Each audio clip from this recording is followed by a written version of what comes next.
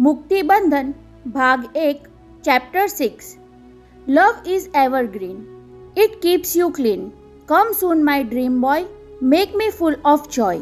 Stereo પર વાગતી pop મ્યુઝિકની તર્જ સાંભળવામાં તલ્લીન બની ગયેલી નિરાલી સુગંધી સાબુના ફીણવાળા પાણીથી છલકાતા ઇટાલિયન માર્બલના બાથટબમાં નિર્વસ્ત્ર કાયાને ખભા સુધી જબોળી દઈને ડ્રીમ બોયના સુવાળા સ્પર્શથી રોમાંચિત થતી હોય તેમ સાબુના ફીણથી બંને ગાલ પર પંપાડતી હતી।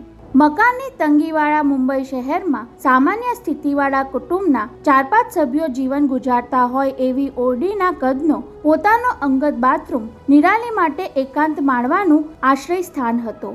સાબુના ફીણની સુવાળી ચાદર ગળા સુધી ઓઢીને બાથટબના લીસા અરીસાની શૈયામાં પડી સ્વપ્ન પ્રદેશમાં ભૂલી પડી જવા માટે જ જાણે સ્નાન કરતી હોય તેમ કલાક-સવા કલાક સુધી એ બાથરૂમની બહાર નીકળતી નહીં। ક્યારેક મ્યુઝિક સાંભળવામાં ગુલતાન થઈ જતી, ક્યારેક કોર્ડલેસ ટેલિફોન પર કોકની સાથે લાંબી વાતે વળગી જતી, તો કોઈક વાર રોમેન્ટિક મૂડમાં આવી જઈ હૃદય મંચ પર ભજવાઈ ચૂકેલા પ્રણય દ્રશ્યો તાજા કરવાની લાલચમાં લપેટાઈ જતી। 18મે વર્ષે મુંબઈની સૌથી મોડર્ન ગણાતી સેન્ટ ઝેવિયર્સ કોલેજમાં દાખલ થઈ ત્યારે સ્કૂલની સખીઓવાળી સાંકડી શેરીમાંથી બોયફ્રેન્ડના મેઇન રોડ પર આવી પહોંચી હોય તેમ એ થનગનવા લાગી। વિરાણી કુટુંબ ત્યારે પેરેડ રોડ પર 4 બેડરૂમના ફ્લેટમાં રહેતું અને ઈશ્વરભાઈ વિરાણીનું નામ ઝડપથી આગળ વધી રહેલા ઉદ્યોગપતિમાં ગણાવા લાગ્યું હતું, એટલે ઘરની કાર પુત્રીને કોલેજ મૂકવા લેવા જાય એમાં નવાઈ ન હતી। પરંતુ થોડા દિવસમાં જ એમણે પુત્રીની ફરિયાદ સાંભળવી પડી, ડેડી હવે હું સ્કૂલમાં નથી ભણતી કે મને ડ્રાઈવર લેવા મૂકવા આવે, હવેથી સેલ્ફ ડ્રાઈવ કરીને જ હું કોલેજ જઈશ, અને તે પણ બ્રાન્ડ ન્યૂ પદ્મિનીમાં। બચપનમાં દાદા દાદી પાસેથી સાંભળેલી ઘોડેસવાર રાજકુમારની વાર્તા તો કિશોર વયના કોમિક મેગેઝિનના વાંચનમાં વિસરાઈ ગઈ હતી, પણ તેના જુવાન હૈયા પર સવાર થયેલ પહેલવેલો યુવાન તો ઘોડેસવાર જ નીકળ્યો। હાય જીમ, કોલેજમાં સાથે ભણતા જમશેદ વાડિયાને બસ સ્ટોપ પર ક્યુમાં ઊભેલા જોઈને નિરાલીએ નવાઈ અનુભવી હતી। તું રોજ બસમાં કોલેજ આવે છે? જીમીને લિફ્ટ આપી કાર સ્ટાર્ટ કરતા તેનાથી પૂછાઈ ગયું હતું। મહાલક્ષ્મી પાસે ઘરનો નાનકડો બંગલો ધરાવતા કુટુંબનો છોકરો બસમાં કોલેજ ભણવા જાય એ નિરાલીને અજુગતું લાગ્યું હોય તેમ તેણે સૂચન પણ કરેલું, મારી જેમ તારા ડેડી પાસેથી પદ્મિની કેમ માંગી નથી લેતો? પદ્મિનીને બદલે 2 વર્ષ પહેલા મેં ડેડી પાસેથી પ્રિન્સેસ પડાવી લીધી હતી, મિસ વિરાણી। પ્રિન્સેસ? નિરાલીએ કારને પેરલ રોડના ચઢાણ પર લેતા પૂછ્યું, એ કોઈ ઇમ્પોર્ટેડ બ્રાન્ડની કાર છે? ત્યારે 1.5 ફૂટનો પાતળો ફૂટડો જીમી ભોળા ભાવે ખડખડાટ હસી પડ્યો હતો। પ્રિન્સેસ એટલે મારી ડાર્લિંગ ઘોડી। પછી કોલેજ સુધીના આખા રસ્તે જમશેદ વાડિયાએ ઘોડેસવારના પોતાના લગાવની, ઊંચી ઓલાદના અશ્વની ખૂબીઓની, રેસના ઘોડાને અપાતી ટ્રેનિંગ અને રેસ જીતનાર જોકીની મહત્તાની જ વાતો સંભળાવ્યા કરી હતી। છેલ્લે કોલેજના કમ્પાઉન્ડમાં કારમાંથી ઉતરતા જીમ્મીએ જીવનની એકમાત્ર મહત્વાકાંક્ષા પર કહી સંભળાવી હતી, એક દિવસ એવો આવશે મિસ વિરાણી કે તારી પદ્મિનીમાં લિફ્ટ લેનાર આ જીમી ઇન્ડિયન રેસ કોર્સનો સૌથી યંગસ્ટર જોકી હીરો હશે। એમ બોલતી વખતે તેની આંખોમાં કોહિનૂર હીરા જેવી ચમક નિરાલીને દેખાઈ હતી। 18-19 વર્ષનો યુવાન તેની લાઈફ ટાઈમ એમ્બિશિયસ પણ નક્કી કરી નાખે એ જ તેના પર મોહી પડવા માટે પૂરતું હતું। બાય ધ વે, મને મિસ વિરાણી કહેવાની જરૂર નથી, કાર લોક કરીને તેની ચાવી પર્સમાં સરકાવતા એણે લાડથી કહેલું, મારું નામ નિરાલી છે। નિરાલી? જીમ્મીની ભરાવદાર ભમ્મરવાળી આંખો ફરી ચમકી હતી, વેરી ગુડ નેમ। હું પહેલી મોટી રેસ જીતું એટલે ડેડીએ માંગું તે આપવાનું વચન આપ્યું છે। એ રેસ જીત્યા પછી તું શું માંગવાનો છે જીમી? ત્યારે જવાબ આપતા પહેલા એ મરક હસ્યો હતો, નિરાલી માંગી લેવાનો છું। સાંભળીને નિરાલીના ગાલ રોમાન્સની લાગણીથી લાલચોળ થઈ ગયા હતા, સાથોસાથ તેનો પ્રસ્તાવ વિચિત્ર પણ લાગ્યો હતો। ઘરેથી કોલેજ સુધીની ડ્રાઈવમાં જ કોઈ યુવાન પૂરી ઓળખાણ પીછાણ વગર આવી વાત કેમ કરી શકે? આઈ થિંક મારી વાત તને બરાબર સમજાઈ નથી લાગતી। પહેલાં એ તેના હાવભાવ પારખી જઈ ચોખવટ કરવી પડી હતી। રેસ જીતીને ડેડી પાસે હું પ્રિન્સેસ જેવી જ બીજી પાણીદાર ઘોડી માંગવાનો છું, એનું નામ ભલે ગમે તે હોય, પણ મારી થયા પછી એ નિરાલી તરીકે જ ઓળખાશે। ઓહ, સ્પષ્ટતા સાંભળીને નિરાલીએ થોડી નિરાત અનુભવી, તેમ થોડી નિરાશ પણ થઈ ગઈ હતી। હજુ તો એને મારું નામ જ બહુ ગમી ગયું છે। બાય ધ વે, આ બધી વાતમાં કારની લિફ્ટ માટે હું તને થેન્ક્સ કહેવાનું ભૂલી ગયો, તો એ ભૂલની સજા પણ ભોગવવી પડશે કહીને ક્લાસ તરફ આગળ વધતા તેણે સજા સંભળાવી હતી. સાંજે મારી સાથે જ કારમાં ઘેર પાછા પણ જવું પડશે. એ તો તારી જાતને સજા કરવા જેવું થશે નિરાલી, પારસી શૈલીએ રમૂજ કરતો જીમી બોલી ગયેલો. ઘેર જતા જતા ફરી તારે મારી પાસેથી ઘોડા પુરાણ સાંભળીને બોર થવું પડશે, એ મને મંજૂર છે. બસ ત્યાર પછી તો જીમ્મી સાથે મહાલક્ષ્મીની એમેચ્યોર રાઇડિંગ ક્લબ જોવા ગયેલી નિરાલી ડેડીને મનાવી લઈ એ ક્લબની મેમ્બરશિપ બનીને હોર્સ રાઇડિંગ શીખવા જવાય લાગી હતી.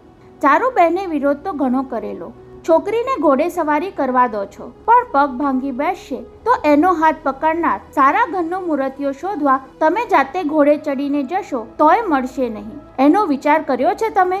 એનો જવાબ પણ ઈશ્વરભાઈ પાસે તૈયાર હતો. એવું કહેતી હો તો તું 18 વર્ષની થઈ ત્યારે મોટર ડ્રાઇવિંગ શીખવાની તારા બાપુજીએ તને રજા આપી. એ વખતે એવો વિચાર કર્યો હતો કે ડ્રાઇવિંગ શીખવા જતા તું એક્સિડન્ટમાં તારા હાથ પગ ભાંગી બેસીશ તો તારો હાથ પકડનાર મારા જેવો કોઈ જમાઈ ગોત્યો મળશે ખરો? હોર્સ રાઇડિંગ શીખવા જનારી દીકરીના હાથ પગને તો કાંઈ થવાનું ન હતું, પણ દિલ ભાંગી બેસવાની હતી એ વાતની ઈશ્વરભાઈને ત્યારે ક્યાંથી કલ્પના હોય. ઘોડે સવારી શીખવા આવતા દરેકને ટ્રેનર પાંડુ એક જ દાખલો આપતો, રાઇડિંગમાં એક્સપર્ટ થવું હોય તો આ જીમ્મીને દરરોજ અડધો કલાક ઘોડે સવારી કરતો જોયા કરો. અને જીમ્મીની ઘોડે સવારી નિરખતા રહેવામાં ક્યારે તેના પ્રેમમાં પડી ગઈ એનું નિરાલીને ભાન ન રહ્યું. 15-20 મિનિટની સવારી કરીને એ તેની પ્રિન્સેસના બદન પર હેતથી હાથ પસવારતો, તેના કપાળને પંપાડીને બુચકારો બોલાવતો કે પછી ક્યારેય બહુ આનંદમાં આવી જઈ ઘોડીના મોં પર ચુમ્મી ભરી લેતો. એ બધી ક્રિયા જોઈને નિરાલીને કાંઈનું કાંઈ થઈ જતું. એકવાર સ્ટેબલમાં ઘોડીને બાંધવા જતા જીમ્મીની પાછળ પાછળ જઈને તેણે પૂછી પણ લીધું, પ્રિન્સેસને કિસ કરવામાં તને શું સ્વાદ આવે છે? સાંભળીને જીમ્મી આશ્ચર્યથી તેની સામે તાકવા લાગ્યો હતો.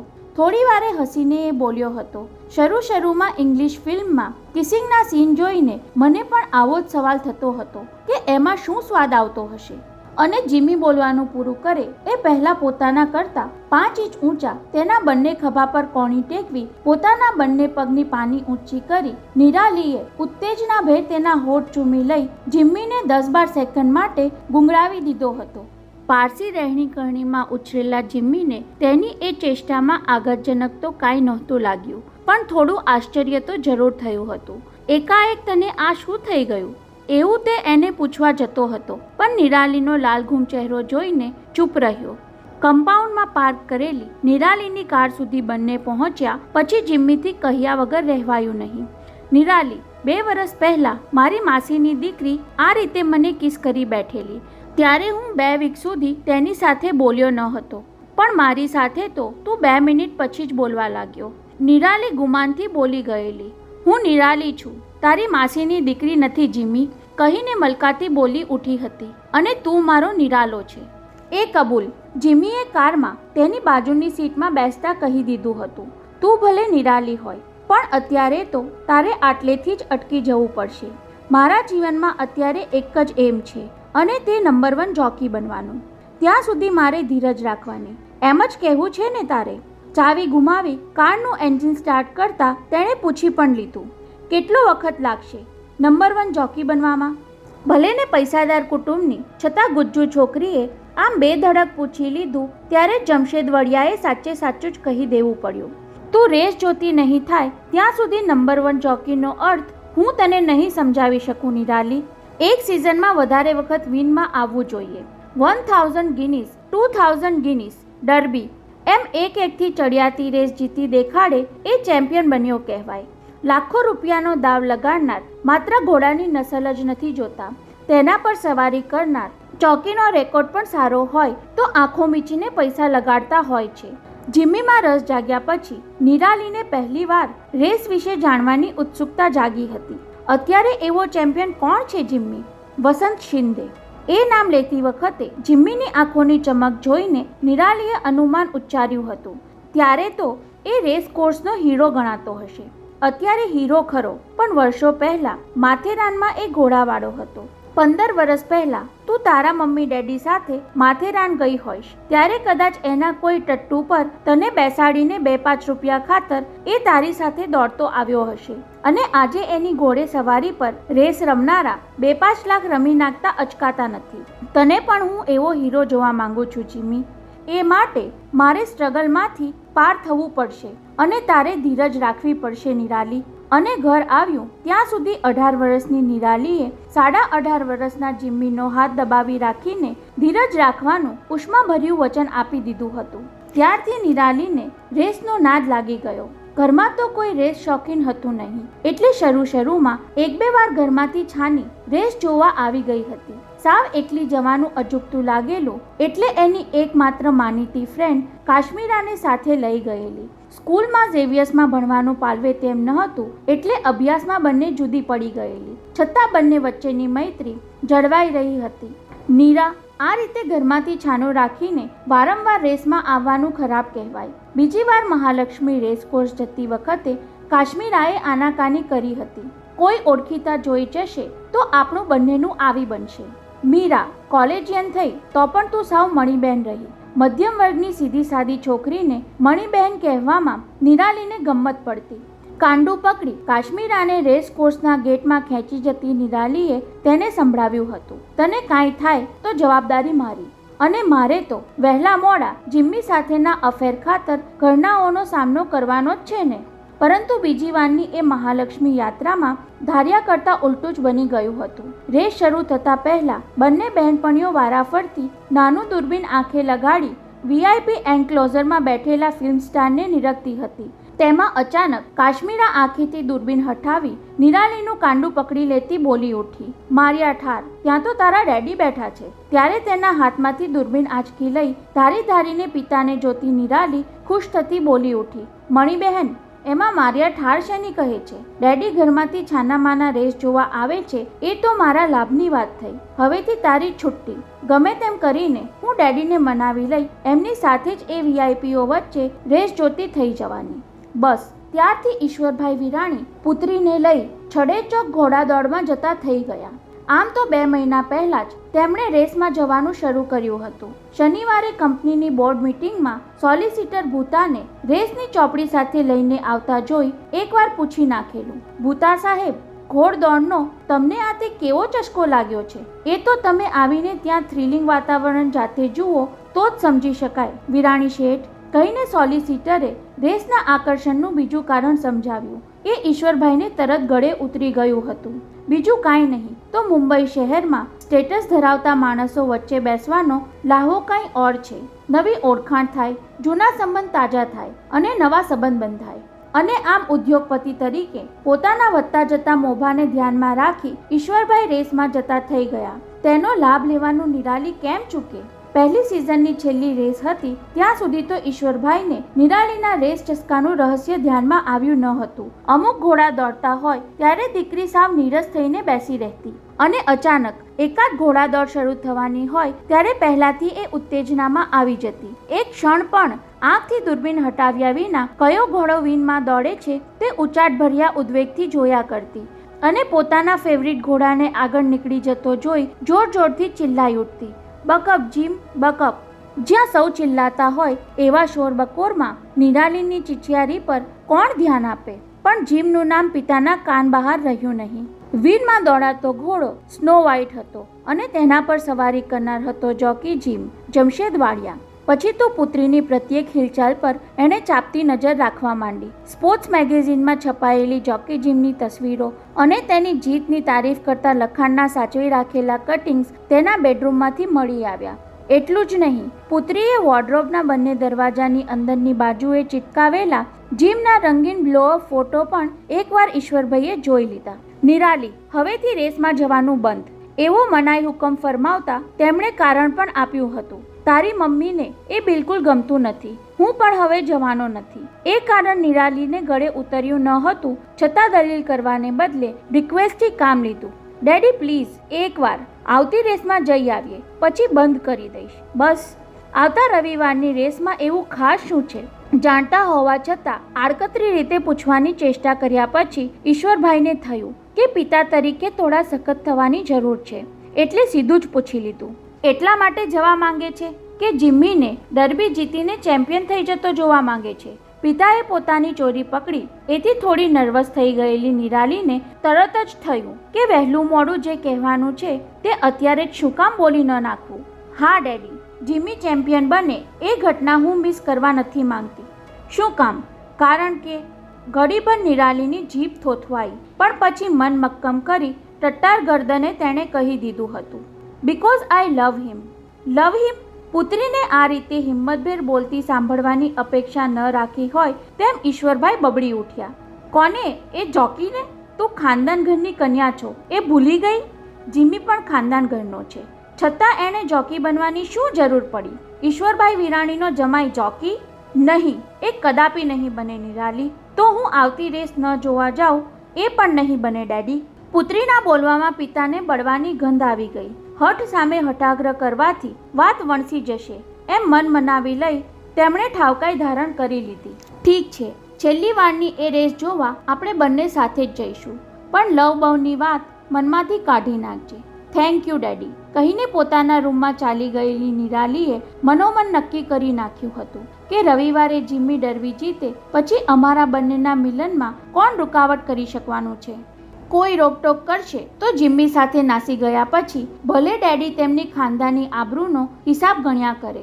ખાસ ડર્બી માટે 2 દિવસ પહેલા ખરીદેલા 6,000 રૂપિયાના પોશાકમાં સજ્જ થઈને નિરાલી રેસ શોખીનોથી ઉભરાતા રેસ કોર્સમાં દાખલ થઈ ત્યારે વિનિંગ પોસ્ટ તરફ ધસી જતા અશ્વ જેવી ઉત્તેજના અનુભવતી હતી. હું હમણાં આવી કહીને પિતાથી છૂટી પડી રેસ કોર્સની તૈયારીમાં પડેલા જિમ્મીને દૂરથી જમણા હાથની 4 આંગળી બંને હોઠ પર ચાપીને ફ્લાઇંગ કિસ કરી આપી બેસ્ટ ઓફ લકની સંજ્ઞા કરી હતી. જવાબમાં જિમ્મીએ 4 આંગળીઓની મુઠ્ઠીવાળી અંગૂઠો દેખાડ્યો ત્યારે એને ત્યાં ઊભા ઊંચા અવાજે કહી દેવાની ઈચ્છા જાગી હતી કે મેં ડેડીને આપણી વાત કરી દીધી છે, પરંતુ એ શક્ય ન હતું અને ઈચ્છવા જોગ પણ ન હતું. જાણ્યા પછી એને ટેન્શન થઈ જશે તો ડર્બીની જીત હાથમાંથી છીનવાઈ જશે અને ડર્બીમાં દોડનાર ઘોડા પર સવાર થઈને 7 ચોકી મેદાનમાં આવ્યા. તાળીઓના ગડગડાટથી રેસ રસિયાઓએ તેમને વધાવ્યા.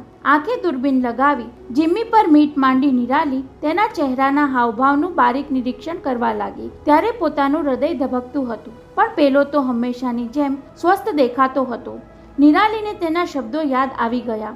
હોડમાં ઉતરવાનું હોય ત્યારે મનના તોખાણને અંકુશની લગામ ચડાવી દેવી જોઈએ. સ્ટાર્ટનું સિગ્નલ મળતાની સાથે જ 7 ઘોડા તીરની જેમ છૂટ્યા. 2 ઘડી સૌ અવાચક બનીને દોડ નિરખતા રહ્યા. પછી પોતાના ફેવરેટ ઘોડાને આગળ નીકળી જતો જોઈને ગેલમાં આવી જઈ કેટલાક બકપના પોકારો પાડવા લાગ્યા. જેમના ઘોડા પાછળ હતા એ ઉશ્કેરાટમાં જોકીને પાનો ચડાવવા ચિલ્લાવા લાગ્યા. અડધી દોડ સુધી જિમ્મીનો ઘોડો બ્લેક નાઇટ ત્રીજો હતો, છતાં નિરાલી નિશ્ચિંત રહી હતી.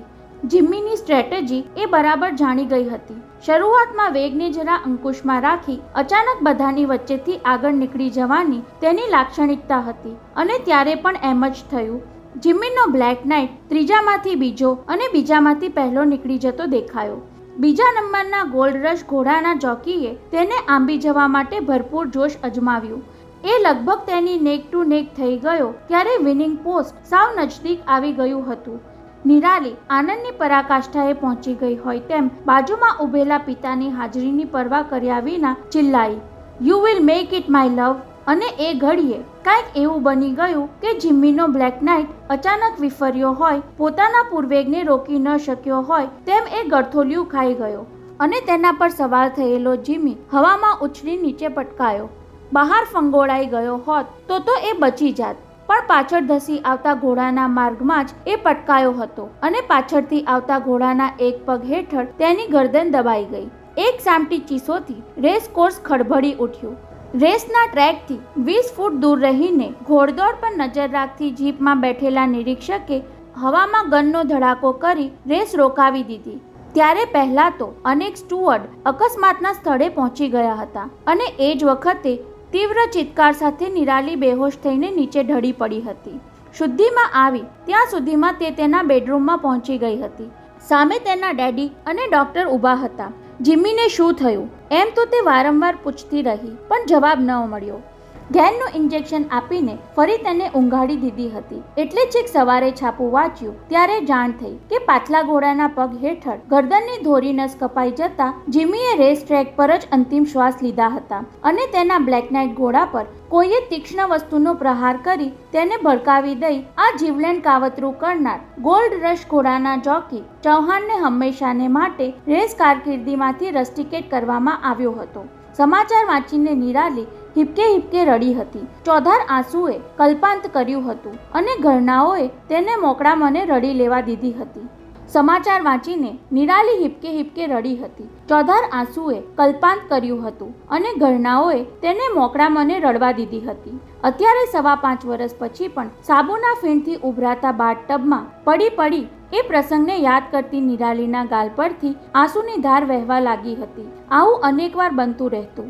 મુંબઈના જોકી જીમીને સંભાળતી હોય, દિલ્હીના ક્રિકેટર કૃપાલના વિચાર વાગોળતી હોય કે પછી ગોવાના પોપ સિંગર ચાર્લી પ્રત્યે જાગેલા આકર્ષણની યાદ તાજી કરતી હોય. સ્મૃતિપટ પર દરેક પ્રણય સંબંધનો આરંભ ઉન્માદથી થતો, પણ અંત અત્યારની જેમ આંસુમાં જ આવતો.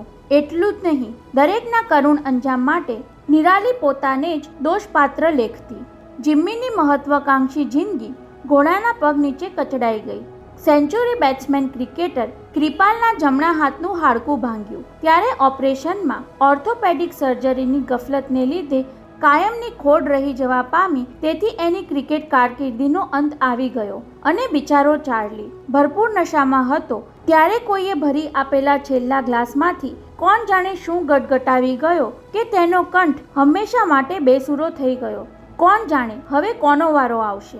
અતીતના એ રોમાંચક છતાં આઘાતજનક સંભાળનાને હૃદયમાંથી હડસેલી દેતી હોય તેમ નિરાલીએ બાથટબની મોરીનું ઢાંકણ ખોલી નાખી સાબુના સુગંધિત પાણીને ખાડમાં વહાવી દીધું. પછી દિવાલે જડેલા દર્પણમાં નિર્વસ્ત્ર કાયાનું પ્રતિબિંબ નિહાળતી શાવર બાથ લેવા લાગી. ફુવારાના પાણીની છાલકથી ધીમે ધીમે અરીસાની સપાટી પર ભેજની છારી વળવા લાગી હતી. તેમ તેમ દેહનું પ્રતિબિંબ દેખાતું બંધ થયું અને હૃદયપર્ણ પરથી પણ ભૂતકાળની સ્મૃતિઓ ઓજલ થઈ ગઈ.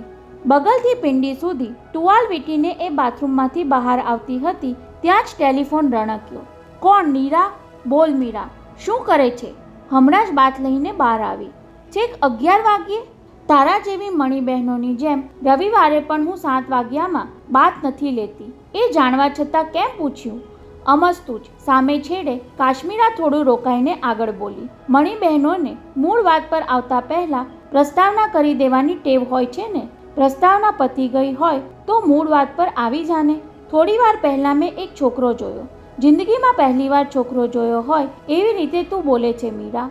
આઈ મીન એક છોકરો મને જોવા આવ્યો હતો. ઓહ, એમ વાત છે. નિરાલી કાંઈક મજાક કરવા જતી હતી પણ વિચાર બદલીને પૂછ્યું, કેવો લાગ્યો? પરણી જવા જેવો. અને એને તું કેવી લાગી? ઘેરથી જતી વખતે બાપુજીને એણે પૂછ્યું કે તમને વાંધો ન હોય તો નિર્ણય લેતા પહેલાં સાંજે કાશ્મીરા સાથે બહાર એક મુલાકાત કરી લઉં. સાંભળીને નિરાલીને ગમ્મત સૂજી ગઈ. તો એ એકાંત મુલાકાતમાં હું પણ આવવાની ને? એ શક્ય નથી નીરા. કેમ? મને જોઈને તારો એ પરણી જવા જેવો છોકરો મારા પર મોહી પડશે એવી બીક લાગે છે તને? એ પણ શક્ય નથી, કહી કાશ્મીરાએ ચોખવટ કરી. એ તારી વૈભવ ઇન્ડસ્ટ્રીમાં જ સર્વિસ કરે છે. એટલે બાપુજીએ કહ્યું કે નિરાલી તેના ડેડી મારફત છોકરા વિશે તપાસ કરાવી આપે, ત્યાર પછી પાકું કરી નાખીએ. આજે ને આજે જ રિપોર્ટ જોઈએ. આજે તો રવિવાર છે. તું આટલી બધી અધીરી કેમ થઈ છે મીરા? મણી બહેન છું ને એટલે. બાપુજી કહે છે કાલથી શરાધ બેસે છે. આજે નક્કી ન થાય તો દશેરા સુધી રાહ જોવી પડશે. એનું નામ છે કૌશલ ચરતુભુજ ગાંધી. પ્લીઝ તારા ડેડીને કહીને આજે જ તપાસ કરાવી આપને. Okay, done. પણ રિપોર્ટ સારો હોય અને તું કૌશલની મીરા બની જવાનું નક્કી કરે તો મને શું ઇનામ આપીશ? તું માંગી લે. તારા એ કૌશલને પહેલી કિસ તારે મારી હાજરીમાં કરવી પડશે. મંજૂર મણીબહેન? ત્યારે સામેથી યુ મણીબહેનની બચ્ચી. આ મીઠા ઠપકા સાથે કાશ્મીરાએ ફોન રાખી દીધો. સર, મિસ મર્ચન્ટને લઈ આવું છું.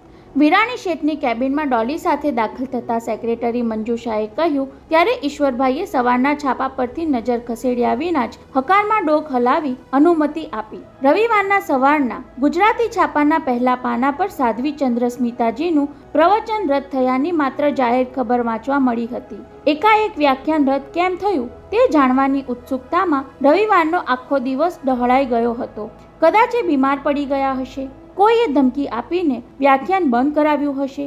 એવા તર્ક કરતા રહીને છેક સાંજે શેર બજારના પેલા દલાલ ઉમેદચંદના ઘરનો ફોન નંબર શોધવા ફાંફા માર્યા, પણ તેમાં ફાવ્યા નહીં. ત્યારે સોમવારનું છાપું આવે ત્યાં સુધી ધીરજ રાખવાની ઈશ્વરભાઈને ફરજ પડી હતી.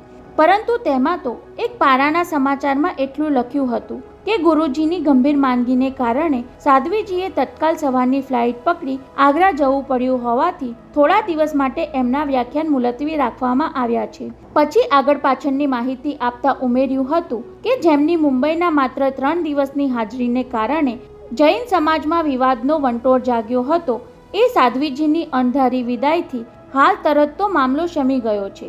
જોકે ચંદ્ર સ્મિતાજીની અચાનક વિદાય અંગે જાત જાતની અટકળો થતી સંભળાય છે, પરંતુ એ પ્રકટ કરવાનું અમને ઉચિત જણાતું નથી. સવારે ઉઠતાની સાથે જ આ સમાચાર વાંચ્યા પછી તો સાચું કારણ જાણી લેવાની તેમની ઉત્કંઠા વધુ પ્રબળ બની હતી. એકના એક સમાચાર વારંવાર વાંચવાથી જાણે ન છપાયેલી અટકળો જાણવા મળશે તેમ સવારથી અત્યાર સુધીમાં ઈશ્વરભાઈ અનેકવાર એ પેરેગ્રાફ પર નજર ફેરવતા રહી વિચારમાં ડૂબી જતા હતા. સેક્રેટરી મંજુષા નવી ભરતી થયેલી ડોલીને લઈને કેબિનમાં આવ્યા પછી ઘણીવારે તેમને છાપું હડસેલી દઈ ઊંચે જોયું.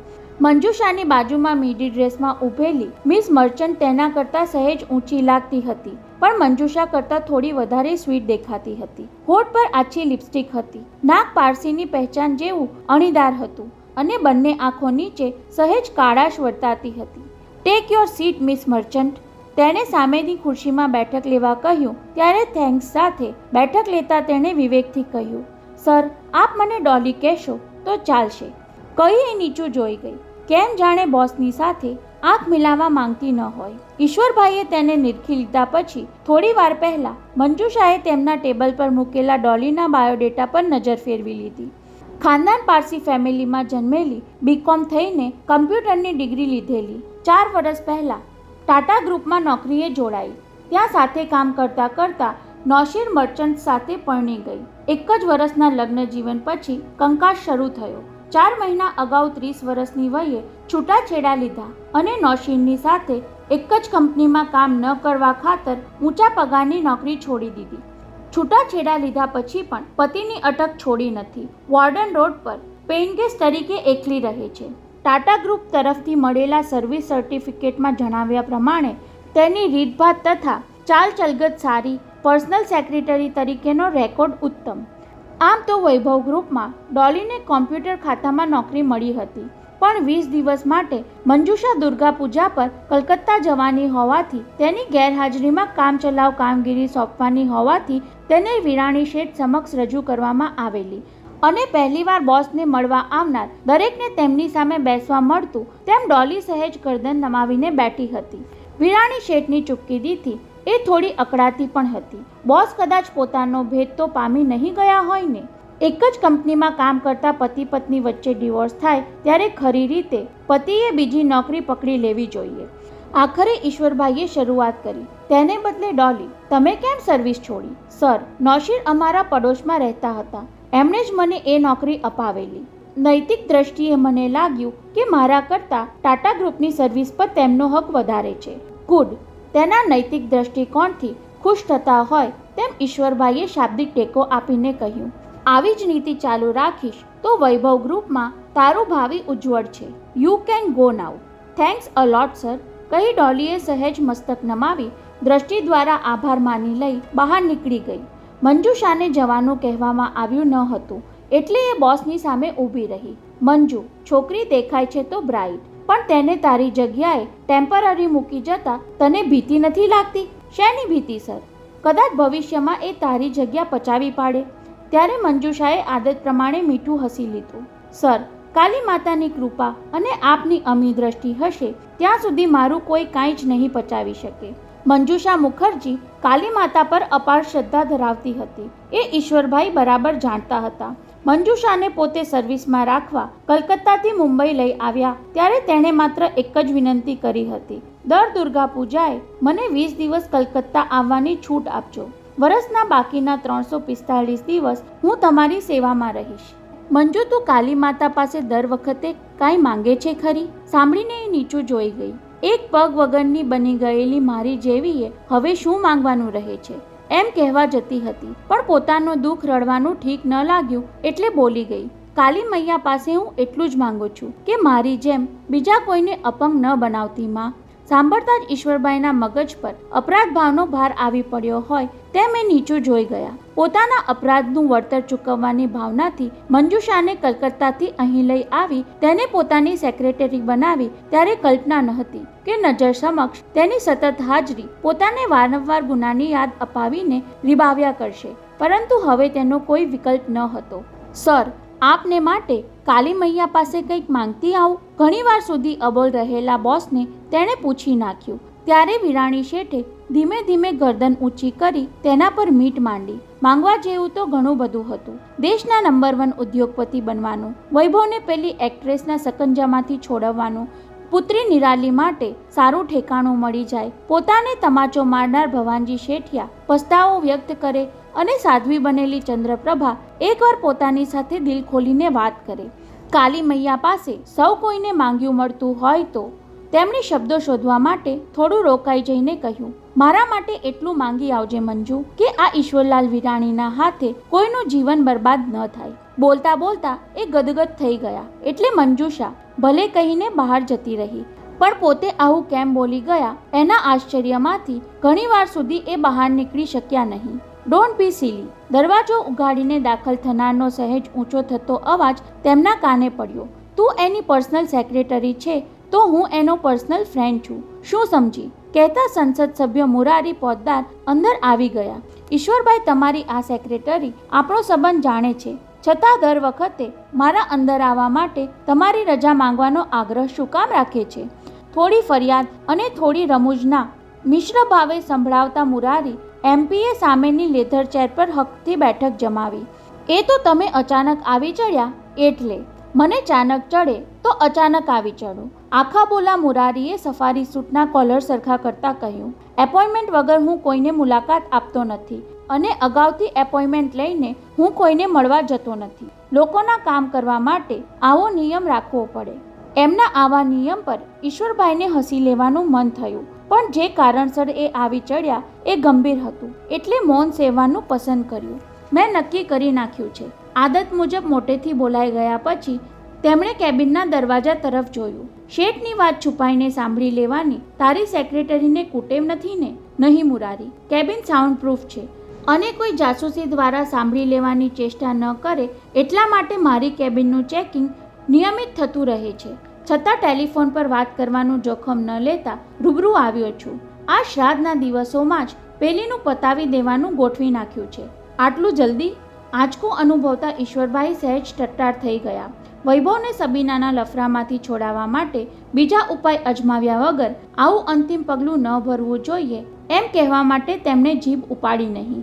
પોલિટિક્સમાં પડેલાએ ઝડપથી નિર્ણય લેવાની કુનેહ કેળવવી જ પડે. મુરારીએ અવાજ ધીમો કરતા કહ્યું, તમે ફોન પર કહ્યું કે શનિવાર સવારની ફ્લાઇટમાં વૈભવ હોંગકોંગ જવા માટે રવાના થાય છે, એટલે મેં ઝડપથી ચક્રો ગતિમાન કરી દીધા. વૈભવ એકલો હોંગકોંગ નથી જતો, નિરાલીને પણ સાથે મોકલીએ છીએ. ઈશ્વરભાઈ પેલા ઘાતકી વાત સાંભળવાની માનસિક તૈયારી કરતા હોય તેમ બોલ્યા, તમારા ભાભીએ નિરાલી માટે એક સારું ઠેકાણું શોધી કાઢ્યું છે. ઘરમાં કાલે જ વાત થઈ મુરારીભાઈ. તમે તો સુરતચંદ્ર ડાયમંડવાળા ધીરજભાઈ ઝવેરીને ઓળખતા જ હશો. કેમ ન ઓળખીએ? મુરારી એમપીએ પોરસ કર્યો. ડાયમંડ બજારની બહુ મોટી પાર્ટી છે. ઇલેક્શન વખતે પ્રાઇમ મિનિસ્ટરનું નામ લઈને ધીરજલાલ પાસેથી 25-30 લાખ લઈ આવું જ છું. બદલામાં કામ પણ કરી આપું છું. એનો મોટો દીકરો સૂરજ પરણેલો છે અને કુંવારો નાનો હોંગકોંગની ઓફિસ સંભાળે છે.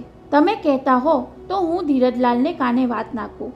મોટા લોકોના કામ કરી આપવાની ધગશ ધરાવતા મુરારીએ બીડું ઝડપી લેવાનો ઉત્સાહ દેખાડ્યો. આપણી દીકરીએ હોંગકોંગ સુધી જવાની જરૂર પણ ન રહે. ધીરજલાલ એમના દીકરાને મુંબઈ બોલાવી લે એવું ગોઠવી આપું. નહીં મુરારી, તમે પોલિટિક્સમાં પાવદરા છો, તેમ મારી પત્ની ચારુ વ્યવહારમાં કુશળ છે. એ કહે છે કે ઓફિશિયલ પ્રસ્તાવ મૂકતા પહેલા આડકતરી રીતે નિરાલી અને ચંદ્રકુમાર એકબીજાને મળી લે અને બંનેનો મનમેળ થઈ જાય તો. ભાભીનો આઈડિયા પણ પોલિટિકલ છે ઈશ્વરભાઈ. આજકાલના જુવાનિયા મા બાપે ગોઠવેલા લગ્ન કરતા અમે જાતે પસંદ કરીને પરણ્યા છીએ એવું કહેવામાં ગર્વ અનુભવે છે. પછી ભલે ને પડદા પાછળથી વડીલોનો દોરી સંચાર હોય. એટલે જ નિરાલીને ફરવાને બહાને વૈભવ સાથે હોંગકોંગ મોકલીને પહેલું પગલું ભરવાનું નક્કી કર્યું. એ જ રીતે મેં પણ નક્કી કરી નાખ્યું છે કે આ તરફ વૈભવ હોંગકોંગના પ્રવાસે નીકળે અને બીજી તરફ પેલી પરલોકના પ્રવાસે ઉપડી જાય. પરંતુ આટલી જાણીતી એક્ટ્રેસ અને પાછી સામાજિક કાર્યકર્તા, શેની સામાજિક કાર્યકર્તા, જાણે સમાજનું કામ કરવાના પોતાના અધિકાર પર પેલીએ તરાપ મારી હોય તેમ અધવચ્ચે ઊંચા અવાજે મુરારી બોલી ઉઠ્યા. શ્રીમંતના છોકરાને ફસાવવાના કામને તમે સામાજિક કાર્ય કહો છો ઈશ્વરભાઈ? છતાં એકાએક એનું મોત થાય તો પહેલાં કોના તરફ આંગળી ચિંતાય? જેને એ બાઈની હસ્તી મિટાવી દેવાથી લાભ થવાનો હોય તેના તરફ જ ને. ઈશ્વરભાઈ, તમે માત્ર ઉદ્યોગમાં જ એક્સપર્ટ છો. આવા કામ કરવામાં મારું મગજ કેટલું ઝડપથી જડબેસલાક પ્લાન ઘડે છે તેની તમને હવે ખાતરી થશે, કહી મુરારીએ પોતાનો પ્લાન સમજાવ્યો. સાંભળો, શનિવારે વૈભવ હોંગકોંગ જવાનો છે, તેમ પેલી આઉટડોર શૂટિંગમાં બાય રોડ મહાબલેશ્વર જવા નીકળવાની છે. વૈભવની ફ્લાઇટ ક્યારે ઉપડે છે? 7 વાગ્યાની ફ્લાઇટ છે, એટલે 5 વાગ્યે સહાર એરપોર્ટ પર રિપોર્ટિંગ કરવું પડશે અને પેલી મહાબલેશ્વર જવા માટે 6:30 જ પાલી હિલના ઘેરેથી નીકળવાની. એની ટોયોટા કાર પનવેલ અને પેન વટાવી નિર્જન રસ્તામાં પહોંચશે એટલે ડિક્કીમાં મૂકેલો ટાઈમ બોમ્બ ફાટશે. Time bomb? ઈશ્વરભાઈ હચમચી ગયા. તેને બદલે અકસ્માત જેવું કાંઈ. તમે પહેલાં પૂરું સાંભળી લો. બાંદ્રાથી પેન 75 કિલોમીટર છે. આટલું અંતર કાપતા સવારે 1.5 કલાકથી વધારે ન થાય. એ 6:30 ને બદલે કદાચ 7:30 નીકળે એવું ગણતરી રાખીએ. 9 વાગ્યે ફાટે એ રીતે ટાઈમ બોમ્બ તેની ડિક્કીમાં મુકાશે. આપણે ખાસ તો એ જ જોવાનું કે બોમ્બ નિર્જન વિસ્તારમાં ફાટે. એ ધડાકો 100% જીવલેણ ન નીવડે તો પણ ગંભીરપણે ઘવાયેલી બાઈને હોસ્પિટલ પહોંચાડવામાં બીજો 1-8 કલાક નીકળી જાય તો રસ્તામાં જ એ ઢબી જાય અને પોલીસ તપાસ થાય તો. તમે વચ્ચે નહીં બોલો ઈશ્વરભાઈ. મારો આખો પ્લાન ફૂલપ્રૂફ છે. જે માણસ તેની ડિક્કીમાં સામાન મૂકશે એ જ માણસ છેલ્લે ટાઈમ બોમ્બ ગોઠવી દેશે. રસ્તામાં ડિક્કી ખોલવાનો સવાલ જ નથી. એકવાર બોમ્બ ફાટે અને બાઈ પણ ફાટી પડે એટલે પોલીસ તપાસ ચાલુ કરશે. આ રીતે તેની હત્યા કરનારનો મોટિવ શું હોઈ શકે એ જાણવા માટે લાગતા વળગતાની પૂછપરછ થશે અને તેના ઘરમાં પણ તપાસ કરશે. ત્યાં તો કાગળ પોલીસના હાથમાં આવશે. કાગળ? કોનો કાગળ? ટેરરિસ્ટનો. મુરારીએ ગંભીર સ્મિત ફરકાવતા કહ્યું. બાઈ મૂળ તો પંજાબી છે. પંજાબના ત્રાસવાદી તેમની લડત માટે તેની પાસે 50 લાખની માંગણી કરતો પત્ર લખશે. એ પત્ર અઠવાડિયા અગાઉની તારીખનો હશે. તેમાં ધમકી પણ હશે કે અઠવાડિયામાં રકમ નહીં મળે તો અમે આખરી ઉપાય અજમાવતા અટકશું નહીં. આટલું સાંભળ્યા પછી ઈશ્વરલાલને પહેલીવાર એટલી ધરપત થઈ કે મુરારીનો પ્લાન જડબે સલાખ હતો. પત્રના પુરાવાને સદ્ધર બનાવવા માટે આ અઠવાડિયા દરમિયાન સબીનાબાઈને ઘેર એક નનામો પત્ર જશે. એ ઘેર ન હોય ત્યારે જ ફોન થશે. ઘરનો નોકર કે બાઈનો બાપ ફોન ઉપાડશે એટલે સામેવાળો કડક અવાજમાં એટલું જ કહેશે, મેડમ કો બોલો, હમારા ખત મિલા, હમે જવાબ ચાહીએ. એ શું કામ? હવે તમે સાચો સવાલ કર્યો ઈશ્વરભાઈ. ઘાતકી કાર્યને બદલે કોઈ પરાક્રમ કરવાના હોય તેમ પોરસાઈને મુરારી બોલ્યા. બાઈ મરી ચૂકી હશે એટલે પૂછપરછ તો જીવતાની જ થશે ને. એનો નોકર કે બાપ એમ કહે કે આવા નનામાં ફોન આવતા હતા એટલે પોલીસને પેલા ખતનો તાળો મળી જાય. બસ વાત ખતમ, કહીને તેમણે ધીમેકથી ઉમેર્યું. ટેરરિસ્ટના નામે છેલ્લા 5 વર્ષમાં આવી તો કોઈ અનેક હત્યાઓ થઈ ચૂકી છે. પોલીસને કાંઈ મળે નહીં એટલે ત્રાસવાદીનું કામ છે એટલું લખીને ફાઇલ બંધ વાળી દે. બોલો, હવે તમારે કાંઈ પૂછવું છે? કોઈ શંકાનું સમાધાન બાકી છે? ઈશ્વરભાઈ માથું ખંજવળવા લાગ્યા એટલે તેને સંમતિ સૂચક માની લઈ મુરારી ખુરશીમાંથી ઊભા થઈ ગયા. આ કામ જેવા તેવાને નથી સોંપ્યું. ડોનનો કોઈ ઘા આજ સુધી ખાલી નથી ગયો. ડોન? ઈશ્વરભાઈ મનમાં જ બબડ્યા. મસ્કતમાં બેઠા બેઠા મુંબઈ પર ગુનાખોરીનું રાજ ચલાવતા ડોન સુધી મુરારીભાઈ પહોંચી ગયા. હવે હું જાઉં છું. બુધવારે સવાર પહેલા 5 લાખ હું મંગાવી લઈશ. કુલ સોદો 20 લાખમાં પતાવ્યો છે. બીજા 5 લાખ શુક્રવારે અને બાકીના 10 શનિવારે કામ પત્યાના 1 અઠવાડિયા પછી. છતાં ઈશ્વરભાઈએ કોઈ આનાકાની દર્શાવી નહીં, એટલે એમણે પગ ઉપાડ્યા. પછી તો દશેરા સુધીમાં વૈભવ આપણા પ્રાઇમ મિનિસ્ટરનો બનેવી બની જાય અને આપણી નિરાલી પેલા ડાયમંડવાળાની પુત્રવધુ થઈ જાય એટલું જ ગોઠવવાનું રહે ને. કહેતા ખંદુ હસીને સંસદ સભ્ય મુરારીલાલ પોદ્દારે વિદાય લીધી અને ઈશ્વરભાઈથી નિસાસો નંખાઈ ગયો. થોડીવાર પહેલાં જ તેમણે મંજુષાને કહેલા શબ્દો યાદ આવી ગયા. કાલી માતા પાસે મારા વતી એટલું જ માંગજે કે મારા હાથે કોઈનું જીવન બરબાદ ન થાય. તેને બદલે મુરારીલાલે તો મારા વતી કોઈના જીવનની બાદબાકી જ કરવાનું ગોઠવી નાખ્યું.